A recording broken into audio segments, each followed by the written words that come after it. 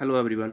Start करते हैं आज के इस वीडियो में, जिसमें हम बात करेंगे कि आखिरकार केरला के जो गवर्नर हैं आरिफ मोहम्मद खान ने ये क्यों कहा कि वो किसी भी मंत्री को डायरेक्ट क्या कर सकते हैं, हटा सकते हैं, जबकि गवर्नर के पास इस प्रकार की कोई एक संवैधानिक रूप से देखा जाए तो अभी तक ऐसा हुआ भी नहीं है और ऐसी एक स्पष्ट तौर पर ऐसी पावर नहीं है कि वो ये कह सके कि मंत्री को वो डायरेक्ट हटा सकते हैं।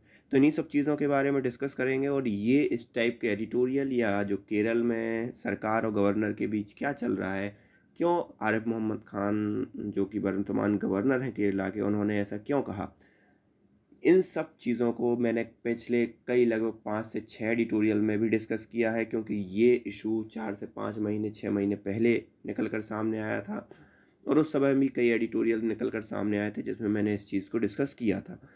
तो स्टार्ट करते हैं आज के वीडियो को। और स्टार्ट करने से पहले अगर आपने चैनल को सब्सक्राइब ना किया हो तो please hit the subscribe button and also join our Telegram channel, जहां पर मैं आपको इस एडिटोरियल की या पुराने एडिटोरियल की पीडीएफ भी मैं शेयर कर चुका हूं, तो वहां पर आप जाके खुद भी पढ़ सकते हो। वूज प्लेजर, तो यहाँ पर ये बात आ गई है कि किसका आनंद, किसे खुशी मिल रही है इस चीज़ से। इस पर्टिकुलर शीर्षक का मतलब आप आगे जब कंप्लीट एडिटोरियल समझोगे तब आपको समझ में आएगा। The constitution has no provision for governor to sack minister. तो संवैधानिक रूप से देखा जाए तो किसी भी प्रकार का ऐसा प्रोविज़न नहीं है कि वो मिनिस्टर के लिए क्या कर सके, अलग कर सके। Kerala governor Arif Mohammad Khan's indirect threat that he can independently dismiss minister is neither in keeping with the dignity of his office nor in line with the constitution। तो यहाँ पर जो आरिफ मोहम्मद खान साहब ने जो कहा कि वो किसी भी मिनिस्टर को डायरेक्टली हटा सकते हैं, वो ना तो इस चीज़ की डिग्निटी को रखता है, गौरव को रखता है उनके ऑफिस के, मतलब राज्यपाल साहब के जो ऑफिस के, ना ही ये कॉन्स्टिट्यूशन के उसमें प्रोविज़न में आता है कि ऐसा वो कर सकते हैं। इस claim that statement of the individual minister that lower the dignity of governor's office can invite action including withdrawal of the pleasure has no basis in the constitutional system. तो यहाँ पर उन्होंने ये क्लेम किया, स्टेटमेंट दिया कि individual minister that lower the dignity of governor office, जिसके अंदर लोअर है डिग्निटी गवर्नर ऑफिस के प्रति, कैन इनवाइट एक्शन, उसके प्रति इनवाइट एक्शन मतलब एक्शन ली जा सकती है। Withdrawal of the pleasure has no basis the constitutional system, तो सीधी सी बात है जो वही कॉन्स्टिट्यूशनल सिस्टम में नहीं है। Article 164 of the constitution which says the chief minister shall be appointed by the governor and the chief minister shall be appointed by the governor on the chief minister advice। तो यहाँ पर आपको मुख्यतः इस point पर ध्यान देने वाली बात है कि चीफ मिनिस्टर को तो गवर्नर ही अपॉइंट करता है, लेकिन जो मिनिस्टर्स को गवर्नर अपॉइंट करता है वो किसकी सहमति पर अपॉइंट करता है, चीफ मिनिस्टर की एडवाइस पर अपॉइंट करता है। At that minister shall hold office during the pleasure of the governor. और यहाँ पर ये हो गया, ये माना गया कि जो ऑफिस होल्ड करते हैं कोई भी मिनिस्टर, वो गवर्नर की प्लेजर के थ्रू वो करते हैं। There have been instance of the governor dismissing chief minister but those were related to constitutional situation in which the legislative majority of the incumbent ministry was in doubt. तो यहाँ पर no doubt past में हमारे कुछ experience हुए हैं जिसमें governor ने डिसमिस किया है चीफ मिनिस्टर को और वहाँ की पूरी लेजिस्लेटिव को, लेकिन वो उस समय वो इसलिए किया कि उनकी जो होते हैं ना कि बहुमत डाउट में आ गया था कि उनके पास इतने बहुमत नहीं है, उतने एमएलए नहीं है। तो उस केस में राज्यपाल ने इस प्रकार के निर्णय को लिया है भूतकाल के अंदर।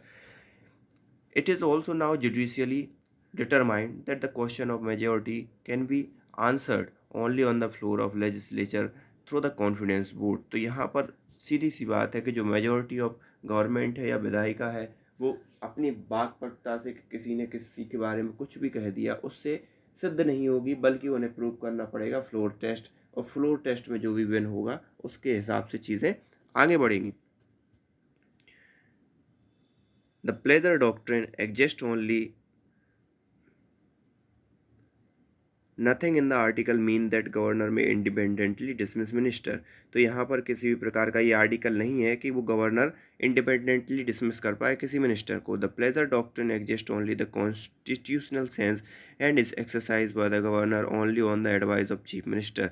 और यहाँ पर जो प्लेजर का कॉन्सेप्ट है वो सिर्फ और सिर्फ उस केस में आधारित है जब चीफ मिनिस्टर की एडवाइस हो कि भाई इस मिनिस्टर को हटाना है। In other words, the term pleasure of the governor is used as a euphemism of refer to the chief minister's power to drop minister from the council of minister। तो यहाँ पर जो गवर्नर की power या pleasure of governor का जो issue है, ये जो इस प्रकार की पावर है, वो कहीं ना कहीं एक प्रकार से इस हिसाब से चीज़ों को देखा जाता है यूफेज्म कि चीफ मिनिस्टर ही चाहता है कि उस मिनिस्टर को क्या कर दिया जाए, हटा दिया जाए। The context for this particular confrontation appear to be the governor reluctance to the grant accents to the Kerala University Law Amendment Bill 2022। तो ये मैंने बताया था, इस पूरे के पूरे बिल में ये कहा गया कि जो गवर्नर है वो क्या कुलाधिपति या राज्यों की यूनिवर्सिटी का भी जो कुलाधिपति होता है वो वर्तमान में कौन होता है, उस राज्य का गवर्नर होता है। लेकिन इस बिल में ये कहा गया कि उसका कुलाधिपति गवर्नर नहीं होगा। अब कुलाधिपति से क्या मतलब है, कुलाधिपति ही ये निर्धारित करता है कि उस यूनिवर्सिटी में कौन कुलपति होगा और कौन क्या होगा।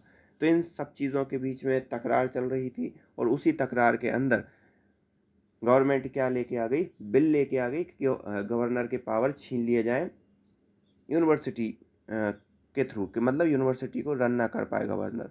तो उसी का ये बिल था जो जो गवर्नर की सहमति के लिए गवर्नर के ऑफिस में पहुंचा था। तो वहां पर अभी तक होल्ड पर है। हायर एजुकेशन मिनिस्टर आर बिंदु remark that the governor should return the bill for reconsideration instead of withholding his approval indefinitely was a possible trigger for his comment। तो यहाँ पर वहाँ के जो एजुकेशन मिनिस्टर थे आर बिंदु, उन्होंने ये रिमार्क कर दिया गवर्नर के ऊपर कि उनको जो बिल है वो रिटर्न करना चाहिए, ना कि रिकंसिडरेशन के लिए रिटर्न कर दो अगर आपको कोई चीज़ें पसंद नहीं हो, बजाय इसके कि आपने उसको क्या कर रखा है, होल्ड कर रखा है।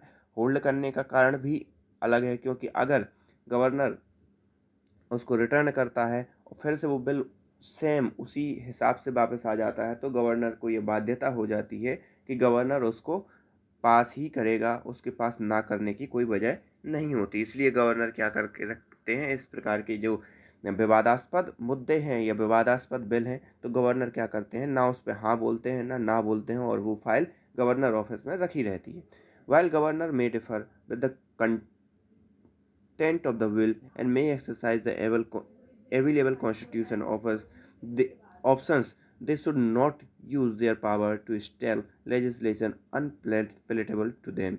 तो यहाँ पर गवर्नर के पास पावर है, गवर्नर के पास ऑप्शन है कॉन्स्टिट्यूशनल अदर चीज़ें आप वो करो, बजाय इसके कि आप अपनी पावर का इस प्रकार यूज़ करो कि आपने बिल ही क्या कर लिया, रख लिया है। In the realm of university law governor being chancellor of the most university, the scope for the friction is quite high। और यहाँ पर जो रियल है यूनिवर्सिटी का, ये जो शासन है यूनिवर्सिटी का, वो क्या है कि जो गवर्नर होता है वो क्या होता है, कुलाधिपति होता है हर एक यूनिवर्सिटी, मोस्ट यूनिवर्सिटी का, जो राज्य से संबंधित होती हैं। It should be remembered that the office of chancellor is created by the statute that established a university, and the legislature is equally competent to curtail the chancellor power or even abolish the system of having the governor as a chancellor। तो यहाँ पर ये याद करना चाहिए कि governor का office है created by the statue that established university. तो यहाँ पर एक स्टैच्यू जो इस्टेब्लिश करता है यूनिवर्सिटी को, एंड लेजिस्लेचर इक्वली क्या है, कॉम्पिटेंट है किस चीज़ को, कि चांसलर की पावर को क्या कर दिया जाए, कर्टेल कर दिया। चांसलर मतलब ये बात कर रहे हैं गवर्नर की। Even the MM Punchhi commission which review the centre state relation recommended that governor should not be burdened with the role of chancellor. तो यहाँ पर एक MM पुच्छी कमीशन बनाया गया। उस कमीशन की ने क्या किया, रिव्यू किया कि राज्य सरकार और केंद्र सरकार के रिलेशन क्या हैं। तो उसमें उन्होंने ये बताया था कि गवर्नर को ये ज़रूरी नहीं है कि कुलाधिपति रहना चाहिए। It is time to implement the principle, और इनका राइटर का ये कहना है कि ये टाइम आ गया है कि इस प्रकार के प्रिंसिपल को क्या किया जाए, इम्प्लीमेंट किया जाए। Governor seems to have an exaggerate notion of their own role under the constitution. They are expected to defend the constitution and may use their power to caution elected regime against the violating constitution, but this does not mean that they can be use the absence of the time frame for the decision making and the discretionary space given to them to function as a parallel power centre. तो यहाँ पर इनका कहना है कि governor के पास no doubt power है, governor के को ये अधिकार भी है कि अगर चीफ मिनिस्टर कोई चीज़ गलत कर रहा है तो उसके लिए रोके, उसके लिए एडवाइस करें। बट इसका ये मतलब नहीं है कि गवर्नर अपनी पावर का, अपनी विवेकाधीन पावर का इस प्रकार से यूज़ करे कि किसी बिल को लंबे समय तक होल्ड पर रख के रखे। तो ये पूरा का पूरा इशू बहुत कॉम्प्लेक्स है, बहुत डिटेल्ड है। तो आई होप आपको समझ में आया होगा। So thank you for this editorial.